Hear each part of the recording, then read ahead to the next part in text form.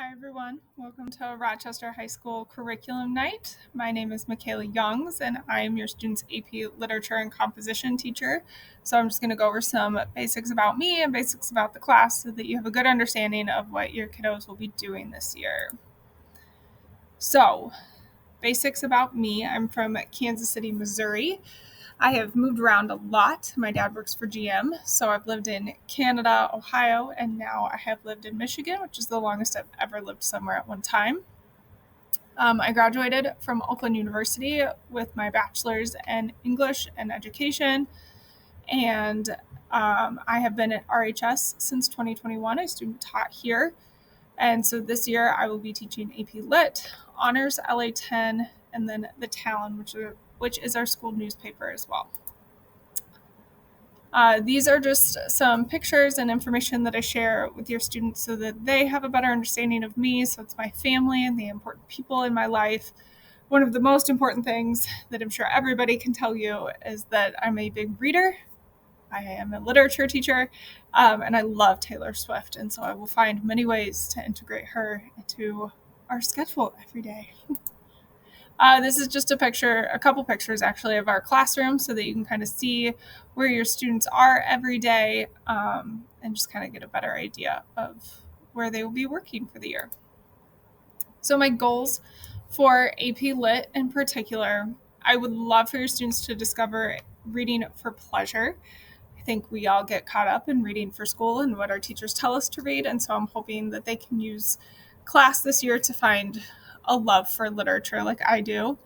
I want to increase their fluency in culture and history because those coincide directly with literature.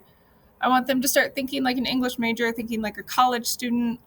We'll be examining uncertainties. We can't always define why an author writes what they write, but we can come up with some ideas and make good predictions. And then I want them to find their voice. Writing is so difficult to begin with, and so I think finding their own voices will be very helpful so that they are successful for that AP Lit test in May. So some major texts that we'll be covering. These are kind of to be determined for the most part. We're going to kind of see how things go. We're starting off with Kindred by Octavia Butler. We'll be reading Shakespeare's Much Ado About Nothing. And then we'll end the semester with Frankenstein by Mary Shelley. Second semester, we'll be reading A Streetcar Named Desire by Tennessee Williams. We'll be potentially reading The Awakening by Kate Chopin. We'll see if we can fit that in. And then we will be reading All the Light We Cannot See by Anthony Doerr. So some class norms, I went over this with your students, but I really want them to guide what they learn this year and learn to interact with each other. I remember in college classes that we constantly had to learn to speak with our classmates and work together. So I'm going to try to implement that as well in my own classroom. So I'll often start class with what do you want to talk about, and they can get the class started. Grading is going to be a little different. I worked with a lot of really cool people over the summer prepping for this class, and one of the things was I wanted learning to be organic in our class and not just be grade oriented.